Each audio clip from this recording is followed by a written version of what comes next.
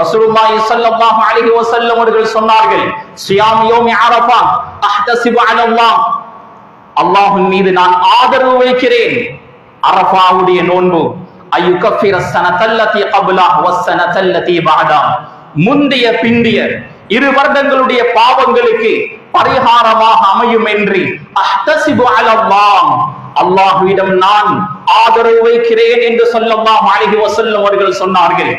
அல்லாஹ் தஆலா ரசூலுல்லாஹ்வுடைய ஆதரவை ஒருபோதும் வீணாக்க மாட்டான்.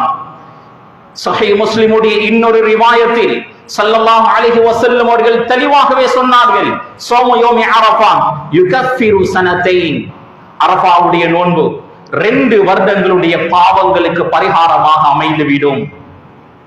கண்ணியத்துக்குரிய சகோதரர்களே, அரஃபாவுடைய தினம் அதிகமாக அமல் இபாதத் செய்வது வலியுறுத்தப்பட்டிருக்கிறது. சஹீஹ் முஸ்லிமுடைய ரிவாயத் ஸல்லல்லாஹு அலைஹி வஸல்லம் அவர்கள் சொன்னார்கள், ஏனைய நாட்களை விட அரஃபாவுடைய நாள் அதிகமான நரகவாசிகளை அல்லாஹ் நரகத்திலிருந்து விடுதலை செய்கிறான். وَإِنَّهُ لَيَدْنُو ثُمَّ يُبَاهِي بِهِمُ الْمَلَائِكَةُ, அல்லாஹ் அந்த அரஃபாவுடைய தினம் அடியார்களுக்கு மிக நெருக்கமாக வருகிறான். யாரெல்லாம் அமல் இபாதத்தில் ஈடுபட்டிருக்கிறார்களோ, நோன்பு நோற்று இருக்கிறார்களோ, அவர்களை பார்த்து மலக்குமார்களிடத்தில் பெருமை பாராட்டி பேசுகிறான். இவர்களுக்கெல்லாம் என்ன வேண்டுமா, அல்லாஹ் சந்தோஷமாக மலக்குமார்களிடத்தில் அந்த அடியார்களை காட்டி பெருமையாக பேசுவான். எனவே அரஃபாவுடைய தினம், பெருநாளைக்கு முந்தைய தினம் அதிகமாக அமல் இபாதத் செய்யப்பட வேண்டிய ஒரு தினம்.